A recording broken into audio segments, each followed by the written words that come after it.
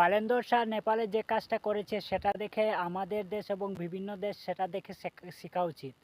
কারণ শিক্ষা ব্যবস্থায় প্রতিটা দেশে দেখা যায় প্রাইম মিনিস্টার বা বিভিন্ন ভিআইপি পার্সনের ছেলেমেয়েরা বিদেশে পড়তে যায়, আর সেই দেশে নিয়ম করে দিয়েছে যে সবার ছেলেমেয়েরা সরকারি স্কুলে পড়াশোনা করবে এবং গরিব থেকে গরিব ছেলেমেয়েদের সাথে ধনী থেকে ধনী ছেলেমেয়েরা একসাথে পড়ালেখা করবে। মানে পড়ালেখার দিক থেকে সবাইকে সমান চোখে দেখানোর একটা পদ্ধতি ছিল। আর ভিআইপি পার্সনের যে কালচারটা আছে, মানে বিভিন্ন কনভয় হাজার হাজার গাড়ি নিয়ে যেত, বা তাদের জন্য আলাদা একটা আর কি তাদের জন্য আলাদা একটা আয়োজন করা হতো, বা বিভিন্ন ধরনের ট্রাফিক নিয়ম মানা হতো, বা বিভিন্ন ধরনের সিকিউরিটি দেওয়া হতো। সেই সিকিউরিটিটা আর থাকবে না। এখন সবাই নর্মালিভাবে সবার যাতায়াত করতে পারবে। আর ট্রাফিক পুলিশ যার গাড়িতে সন্দেহমূলক কোনো কিছু থাকে, সেটা প্রাইম মিনিস্টার হোক না কেন, তার গাড়িতেই চেক আউট করতে পারবে।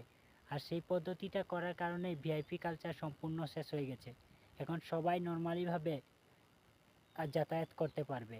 আর দ্বিতীয় নাম্বার হলো যে তাদের দেশে যাদের মানে যাদের প্রয়োজন আর কি নিরাপত্তা, তাদেরকেই শুধুমাত্র নিরাপত্তা দেওয়া হবে। আর যাদের নিরাপত্তার প্রয়োজন নেই তাদেরকে সেইভাবেই ছেড়ে দিতে হবে, কারণ তারা পাবলিকের সাথে মেলামেশা করে ঘোরাফেরা করতে পারে।